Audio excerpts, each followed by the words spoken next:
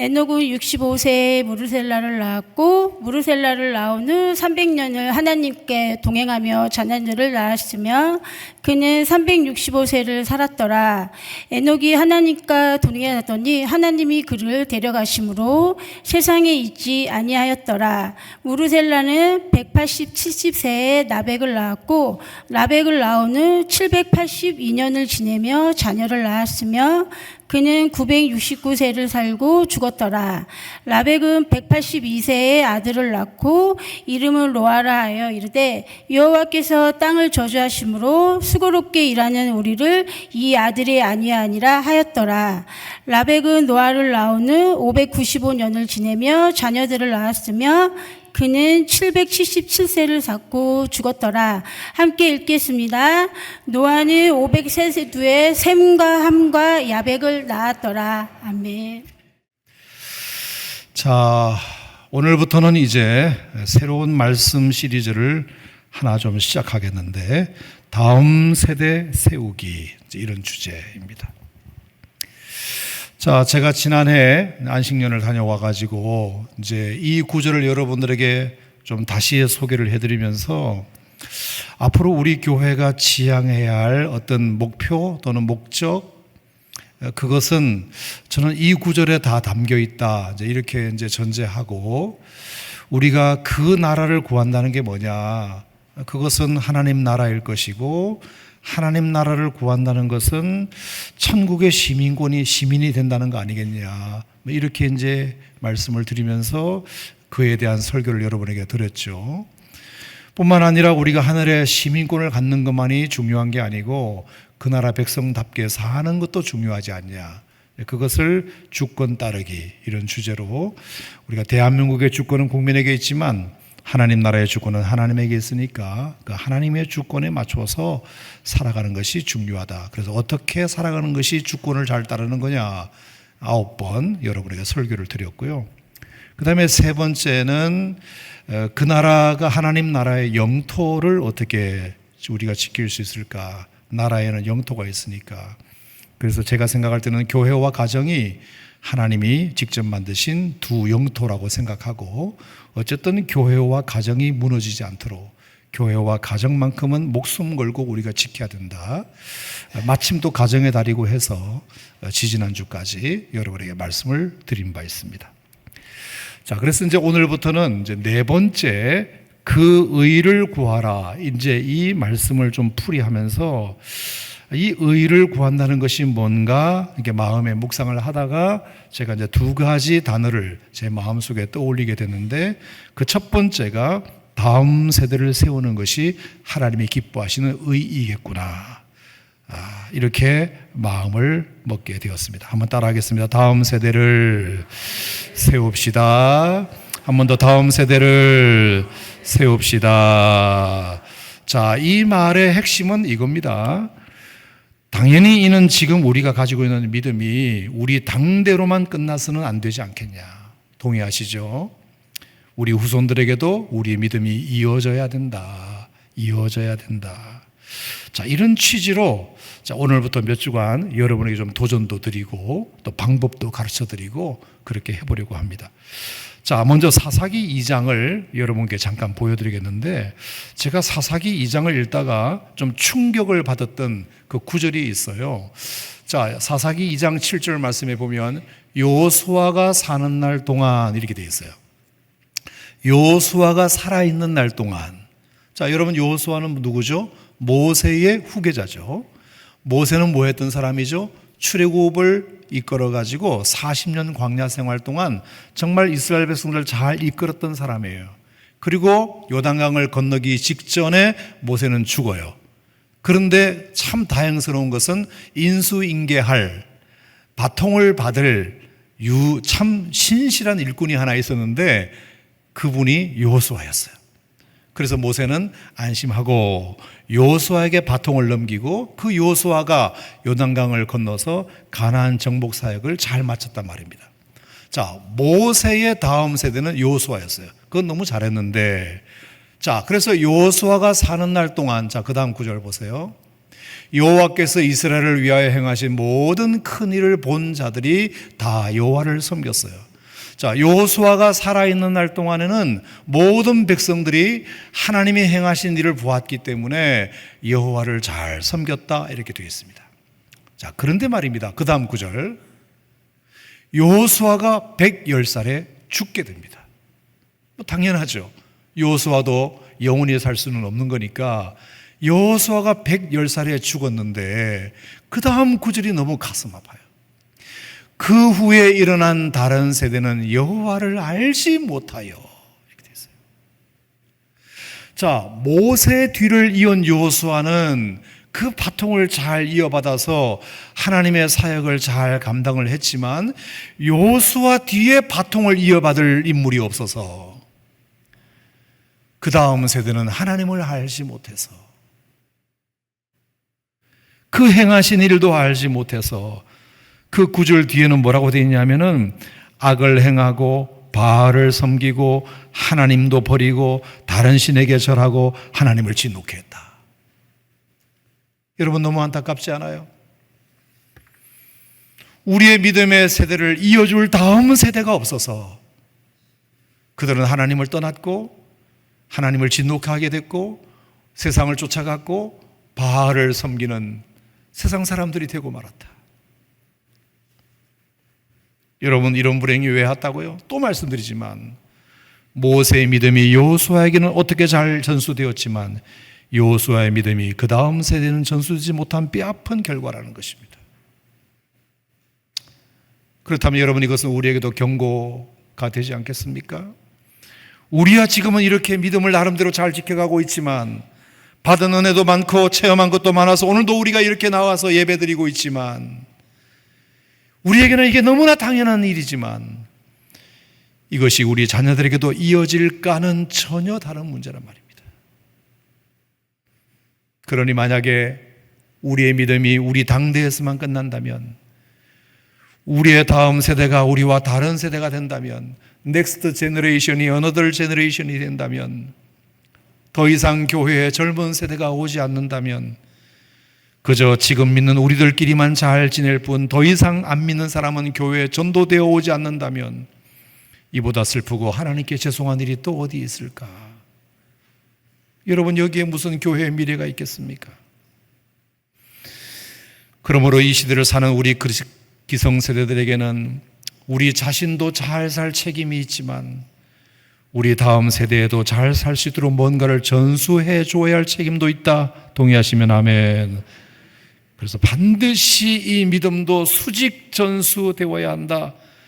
아니면 우리 이웃들에게라도 수평 전수되어야 한다.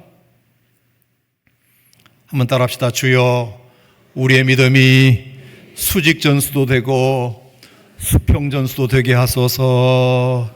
아멘. 그래서 제가 이 거룩한 부담을 참 제가 무시할 수가 없어가지고 네 번째 주제로 제가 이걸 택했고요. 그래서 오늘부터 한 6, 7번 제가 이 설교를 좀 해보려고 하는데, 제 마음에 오늘 기도하고 나온 것은 뭐냐? 하나님, 제가 이 설교 시리즈가 끝나기 전에 누군가, 우리 성도님들이 기도하고 있는 아들내미가 있다면, 딸내미가 있다면, 손주가 있다면, 이웃이 있다면 누구라도 좋으니 이 설교 시리즈가 끝나기 전에 내 옆에 앉아서 예배드릴 수 있는 은혜를 허락하여 주시옵소서. 제가 그런 마음으로 오늘부터 설교를 한번 해보려고 합니다. 아멘입니까, 여러분? 따라합시다. 주여, 이루실 줄로 믿습니다. 이루실 줄로 믿습니다. 아멘.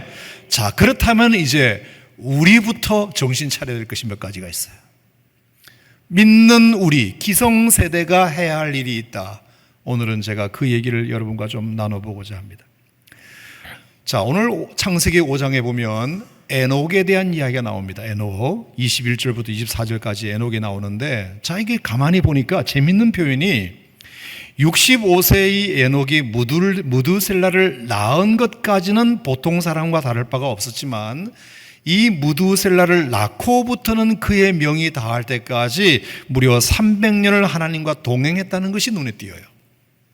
그러니까 이 말은 뭐냐면은 에녹이 무두셀라를 낳기 전에는 그냥 그저 그렇고 살았는데, 아무 개념 없이 살았는데 65세 무드셀라를 낳고부터는 완전히 비포 애프터가 다른 하나님과 동행하는 삶을 죽기까지 살았다는 것입니다.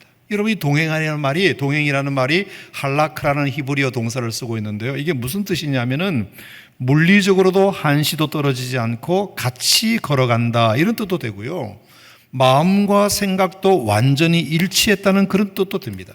그러니까 상대방이 무슨 말을 하면 그 말을 100% 이해하고 알아주는 것뿐만 아니라 그 뜻에 내가 맞추려고까지 하는 것, 이걸 동행이라고 합니다.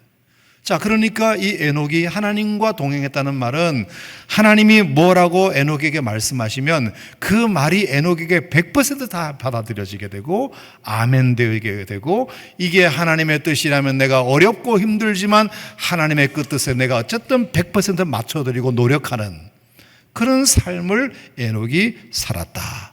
여러분, 대단한 믿음이잖아요. 대단한 믿음이잖아요. 그렇게 살다 보니까 에녹에게 어떤 축복도 있었느냐 하면은, 놀라운 것은 이 에녹에게 죽었다라는 표현이 없어요. 성경을 보시면 에녹은 죽었다는 표현이 없어요. 자, 앞에 사람들에게도 모두가 다 살고 죽었더라, 뒤에 오는 사람들도 모두가 살고 죽었더라, 이렇게 되어 있는데, 에녹에 대해서는 뭐라고 성경에 24절에 기록되어 있냐면은, 이 에녹이 하나님과 동행하더니 하나님이 그를 데려가심으로 세상에 있지 아니하였더라. 에녹은 죽었다는 표현 대신에 하나님이 데려가셨다, 이런 표현을 쓰고 있어요. 너무 신기하죠. 그러므로 이 말은 문자 그대로 에녹은 죽음도 보지 않고 하나님이 하늘로 그 영혼을 옮기셨다. 절대로 보통 사람에게는 있을 수도 없는 이 일이 에녹이 무두셀라를 낳은 것이 계기가 되어 다 이루어졌다. 그가 평생 남은 생애를 하나님과 동행했을 뿐만 아니라 하나님과 늘 동행하다가 죽음도 보지 않고 하늘로 옮겨지는 이런 축복을 에녹이 받았다는 것입니다. 자, 그러면 이제 우리의 궁금증이 뭐냐? 도대체 이 무두셀라가 뭐길래 이런 복된 삶을 에녹은 무두셀라를 낳고부터 살게 되었을까? 자, 그것은 놀랍게도 이 무두셀라라는 히브리 이름의 뜻 때문인데요. 무트셀라. 자, 이게 의역을 하면 창 던지는 사람, 그런 뜻이에요. 무두셀라라는 이름의 뜻은 창을 던지는 사람이란 뜻이에요. 자, 잠깐 이 말의 배경을 설명을 드리면, 옛날 고대 사회는 부족국가 형태였잖아요. 시족사회였단 말입니다. 그래서 같은 성씨끼리, 같은 친척끼리 모여서 약간 부족국가 같은 형태를 이루고 살았었어요. 그러면 이제 여기저기 부족들이 흩어져서 살았을 텐데, 그러면 당연히 그 부족을 지키는 힘센 사람이 필요했겠죠. 그 사람을 무두셀라라고 그랬어요. 창 잘 던지는 사람. 창 잘 던지는 사람이 부족을 지킬 수 있으니까. 그러므로 그 부족의 운명은 전적으로 그 창 잘 던지는 사람에게 달려있게 된 것입니다. 이 사람만 잘 버티고 있으면 오는 침입자들 다 물리쳐서 그 부족 사람들이 안심하고 살겠지만, 만약에 이 사람이 죽기라도 한다면, 창 던지는 사람이 쓰러지기라도 한다면 그냥 그 마을 부족은 자동으로 다 죽는 운명이 되는 것입니다. 그러므로 어떤 한 부족의 운명은 전적으로 이 창 던지는 사람에게 달려있다는 뜻입니다. 그러니 얼마나 중요한 사람이에요. 당연히 이 에녹도 무두셀라의 이름의 뜻을 알고 있었겠죠. 근데 어느 날 이 에녹이 65세의 아들 하나를 낳는데 하나님이 갑자기 하늘에서 음성을 들려주시기를, 에녹아, 너를 통해서 내가 아들을 하나 줄 텐데 그 아들의 이름을 무두셀라라고 지어라. 자기는 무두셀라가 무슨 뜻인지 알고 있는데, 하나님이 그러면 내 아들을 창 던지는 사람으로 키울 건가? 처음에는 그것이 부족 국가의 운명을 책임지는 어떤 힘센 장수로 만드실 건가, 이렇게 생각했는데 그게 아니고, 너의 아들을 무두셀라라고 지어라고 한 것은 한 시족 국가, 한 부족 국가의 운명을 좌지우지하는 그런 힘센 장수가 아니라 이 지구촌, 이 전 세계에 너의 아들이 창 던지는 사람이 될 것이다. 이 말은 너의 아들이 살아있는 한 내가 이 땅을 심판하지 않겠지만 너의 아들이 죽는 순간 이 땅을 심판할 것이다. 이런 메시지를 받은 거예요. 얼마나 부담스러운 일입니까? 아니 왜 그런 이름을 하필이면 내 아들한테 지으십니까? 우리 아들도 얼마나 부담스럽겠습니까? 나도 내 아들 서울대학 보내서 출세시키고 싶고 우리 아들도 저 하고 싶은 것이 분명히 있을 텐데 왜 태어나자마자 하나님이 이 아이의 운명을 결정지으십니까? 얼마든지 따질 수도 있잖아요. 아니면 그냥 농담이시겠지, 내가 잘못 들었겠지, 이럴 수도 있잖아요. 근데 에녹은 그 하나님의 음성을 고지고대로 들어요. 하나님 정말 그러십니까? 하나님이 그러시다면 제가 그 하나님의 뜻을 그대로 받겠습니다. 여러분, 제가 이렇게 설교를 하고 있지만 이건 정말 대단한 믿음이에요. 대단한 믿음입니다. 그래서 히브리서 11장에 믿음장에 대해서 쭉 설명을 할 때 5절에 이 에녹의 믿음에 대해서 뭐라고 평가를 했느냐 하면 이 에녹은 하나님을 기쁘시게 하라는 자를 증거를 받은 사람이다. 하나님을 기쁘시게 하는 자라 하는 증거를 받은 사람이다. 하나님을 어떻게 기쁘시게 할 수 있는지에 대한 증거를 보여준 사람이다. 이 에녹은. 그렇게 설명하면서 이 에녹 같은 믿음이 없이는 기쁘시게 못하나니 이렇게 6절에 설명을 한 것입니다. 에녹의 믿음은 어떻게 하면 하나님을 기쁘시게 할 수 있는지 증거를 보여준 사람이고 이런 믿음이 없다면 하나님을 기쁘시게 할 수 없다는 뜻입니다. 하나님을 기쁘시게 했던 그 에녹의 믿음을 히브리 기자가 정확하게 이렇게 설명을 했던 것입니다. 자, 그러니까 여러분, 이 에녹은 자기가 그것을 부여잡고 이 무두셀라가 이제 유치원 졸업하고 초등학교 정도까지 기다렸겠죠. 말귀를 알아먹어야 되니까.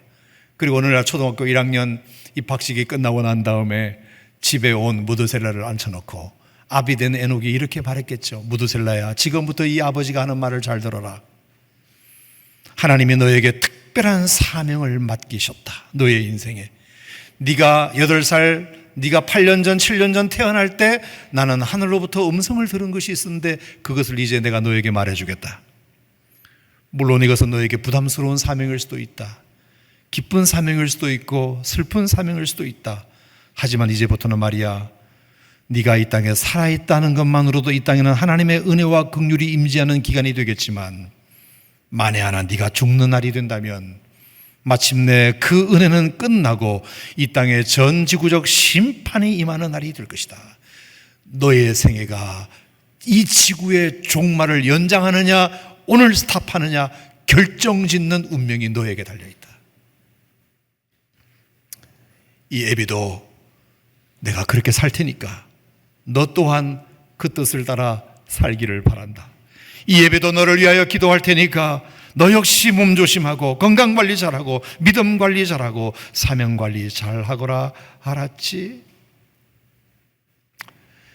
그렇게 아버지와 아들 사이에 토크를 할 때 이 무두셀라도 참 믿음이 대단한 게 뭐냐면은, 아니 왜 아버지는 나한테 이런 부담을 이 어린 나이에 주십니까? 나 그런 사명 싫다고 안 할 거라고 이런 부담 때문에 더 삐뚤게 나갈 수도 있는데 이 무두셀라 역시도 아버지를 닮아서인지 그 특별한 사명을 받고는 믿음 관리, 사명 관리, 건강 관리를 너무 잘했다. 여러분, 저는 이것이 무두셀라의 믿음이지만 아버지에게서 배운 믿음이라고 저는 생각해요. 그래서 무두셀라에게는 그때부터 놀라운 몇 가지 일이 벌어지게 됩니다. 자, 첫 번째가 뭐냐면 이 무두셀라의 인생을 성경에 기록된 인물 중에서 가장 장수하는 인물로 하나님이 삼아주세요. 자, 5장 27절에 무두셀라가 몇 살까지 살았다고 기록되어 있나요? 969세. 와우, 대박. 969세. 성경 퀴즈에 제일 많이 나오는 인물 중에 하나예요. 성경에 기록된 인물 중에 가장 오래 산 사람은 누가 몇 살까지 살았을까요? 무두셀라 969세까지 살았다. 자, 그러면 우리의 궁금증이 뭐냐? 왜 968세는 아니고 왜 970세는 또 아닐까? 이런 궁금증이 생길 수 있잖아요. 여러분, 이것은 노아의 방주와 관련이 있어요.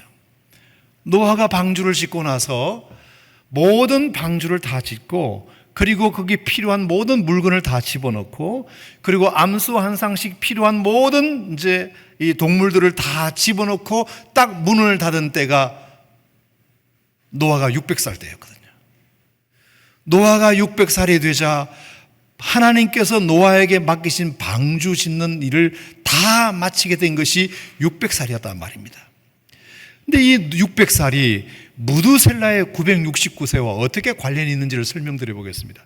자, 먼저 5장 25절에 보면 무두셀라가 라멕이라는 아들을 낳았을 때가 187세라 그랬어요. 맞죠? 187세. 자, 그러면 그 라멕도 28절에 보니까 노아를 낳았을 때가 182세라고 되어 있어요. 자, 무두셀라가 라멕을 낳았을 때가 187세이고 라멕이 노아를 낳았을 때가 182세라면 퀴즈 나갑니다. 무두셀라가 몇 살 때 노아는 태어났을까요? 369세. 맞아요. 무두셀라가 369세였을 때 노아가 이 땅에 태어났어요. 자, 그런데 그 노아는 몇 살 때 홍수가 났다? 600세. 그러면 무두셀라 나이가 몇 살이다? 969세죠. 정확하게 하나님 말씀은 1.1획도 터뜨려뜨리지 않고 너는 이 땅에 창 던지는 사람으로 태어났다. 네가 죽으면 모든 백성이 죽는다. 그 무두셀라가 969세에 운명하자 이 땅에 홍수가 터져서 홍수 심판이 도래하게 된 것입니다. 너무 정확하지 않아요, 여러분? 그러니까 하나님께서 그 무두셀라의 운명을 969년이나 끄신 것은 노아가 방주가 준비될 때까지를 기다려야 되니까. 한 영혼이라도 더 주께로 돌아오기를 하나님은 기다리시고 또 기회를 주시고 그 기다리신 그 시간이 969년의 인생을 살게끔 만들게 되었다. 그리고 노아가 방주가 준비될 수 있는 시간을 기다려야 되니까 결국에 969년의 삶을 무두셀라에게 허락하시게 된 것이죠. 사랑하는 성도 여러분, 저는 이 말씀을 통해서 참 여러 가지로 교훈이 많이 됩니다만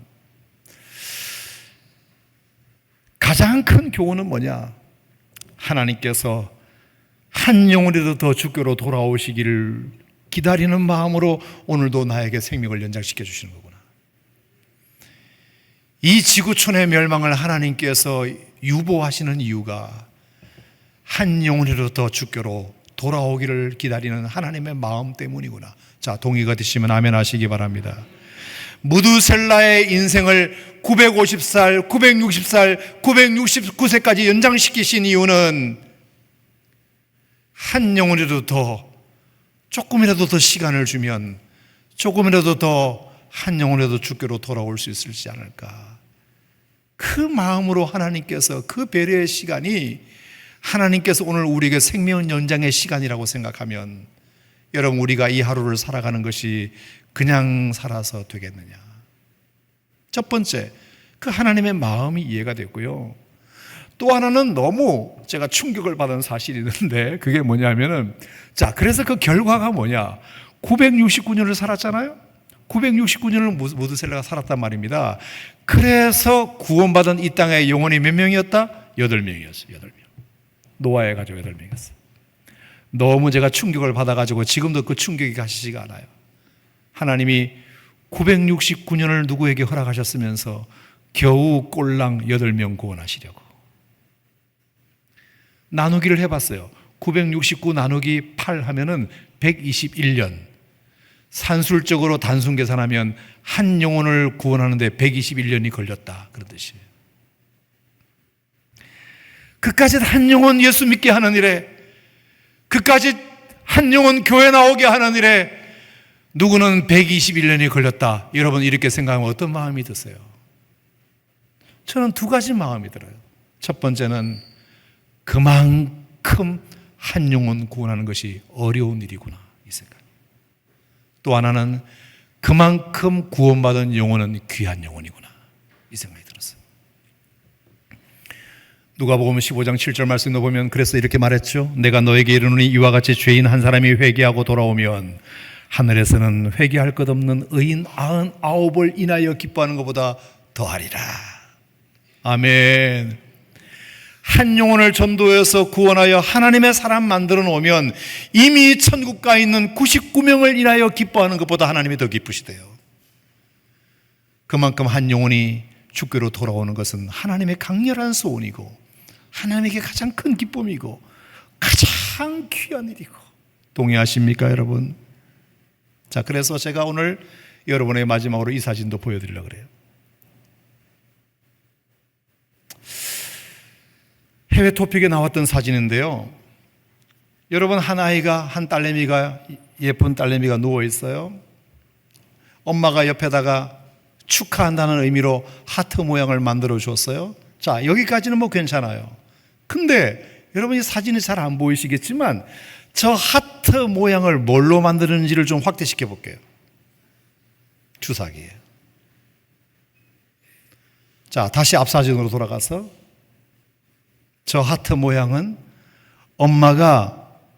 불임한 엄마가 아기를 낳아보려고 시험관 시술을 했는데 저만큼 많은 주사를 맞은 거예요.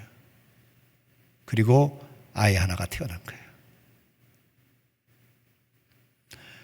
의사가 저 말에 사족을 덧붙이기를 실제로는 저 주사보다 더 많대요. 근데 놓다 보니까 저렇게만 놓은 거래요. 한 송이 국화꽃을 피우기 위해서 봄부터 소쩍새 울어야 되듯이 한 생명이 이 땅에 태어나는데 거저 태어나는 생명이 어디 있습니까?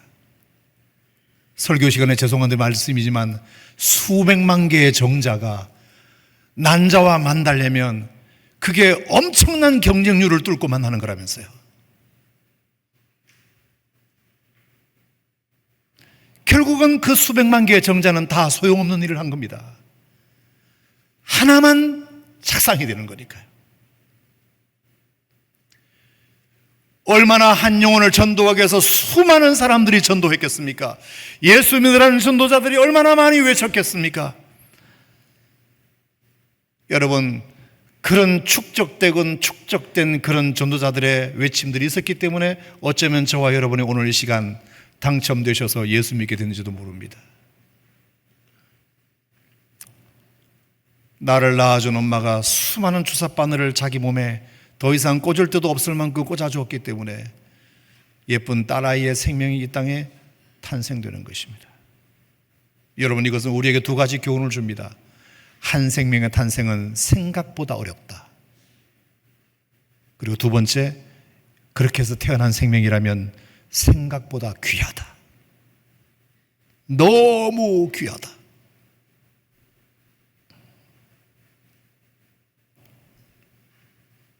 그러니 오늘 이 자리에 앉아 계신 세교성전과 골동성전에 앉아 계신 예수 믿으신 여러분들은 정말 귀하신 분들이십니다.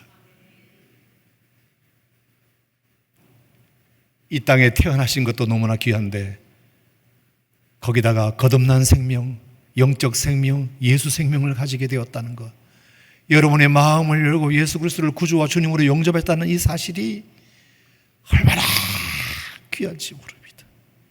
왜? 너무나 어려운 과정을 통해서 여러분이 이 자리에 오신 거니까.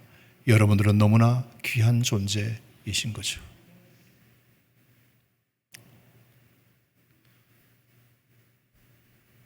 한 영혼이 예수 믿는 것은 절대로 당연한 것이 아니라 기적이다, 기적.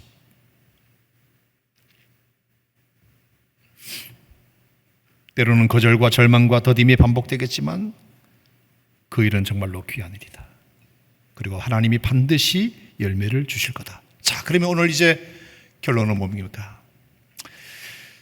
우리의 믿음 세대가 여호수아 이후의 시대가 되지 않기 위해서, 우리의 세대가 에녹 이후의 세대가 되기 위해서 우리가 해야 될 일이 뭔가? 내려두었던 자식의 이름을 다시 소환하여 손주의 이름을 다시 소환했으라도 조카의 이름, 형제의 이름을 다시 소환했으라도 하나님께 그 이름을 먼저 알려드리고, 하나님, 제가 기도하다가 낙심해서 좀 내려놓았었는데 오늘 목사님이 다시 말씀하시니까 내가 다시 그 이름을 하나님께 올려드립니다. 내 아들 홍길동이를 하나님 앞에 올려드립니다. 얘는 그래도 유치부까지는 다녔던 애입니다. 근데 초등학교 가서 안 다니기 시작했습니다. 얘는 초등학교까지는 다녔습니다. 근데 중학교 가서 머리 크니까 안 다녔습니다. 얘는 고등학교 때까지 다녔습니다. 근데 대학생 되더니 안 다니기 시작했습니다. 하나님, 얘는 시집 가기 전까지는 다녔습니다. 근데 결혼하더니 안 다니고 있습니다. 인생의 마디마디마다 믿음이 성장한 것이 아니라 그때마다 믿음이 떨어져 나갔던 아이들, 여러분, 우리 주변에 얼마나 많이 있나요? 여러분, 절대로 포기하시면 안 돼요. 이런 기회에 그 아들과 딸의 이름을 오늘 하나님 앞에 한 번 더 불러봅시다. 하나님, 다시 이 아이의 이름을 주께 올려드립니다. 하나님께 제가 불러드릴 테니까 이제 하나님이 그 이름을 기억하셨다가 가장 적절할 때에 하나님이 그 아이의 이름을 불러주세요. 그래야 되지 않겠어요? 우리의 다음 세대가 여호수아 이후의 세대가 되면 안 되잖아요.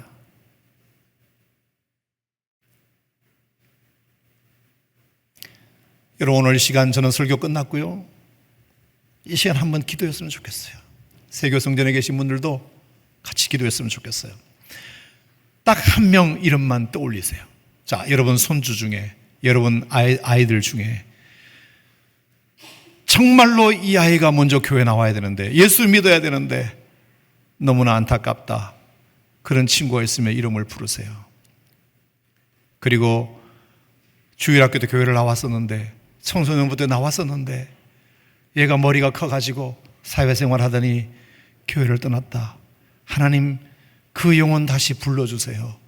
그런 마음이 있으면 오늘 시간 한 1분 정도 그 이름을 부르고, 다음 주에도 할 거고 그 다음 주에도 할 겁니다. 어쨌든 하나님께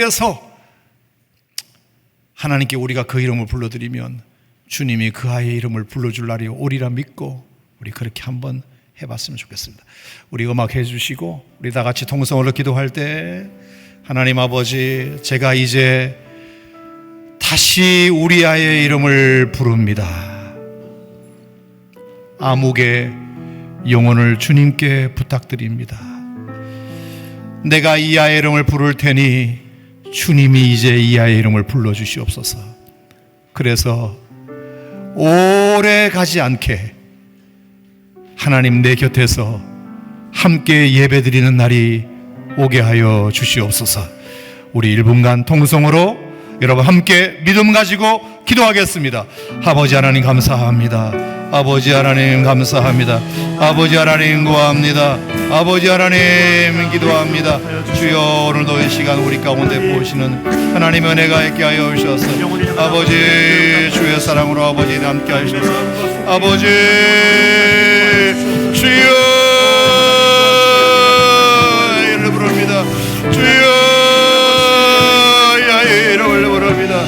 하나님 응답하여 주시고, 아버지, 그래서 주의 사랑으로 아버지를 복되게 하여 주셔서, 아버지 거절과 절망과 떠짐이 반복되겠지만 그래도 그 일은 귀한 일이다. 반드시 열매가 있을 것이다. 기도의 심음이 머잖아 영혼의 결실이 될 줄로 믿사오니, 주여 우리에게 이런 결실이 우리 가운데 있게 하여 주셔서 우리의 다음 세대가 에녹의 세대가 되게 하여 주시옵소서.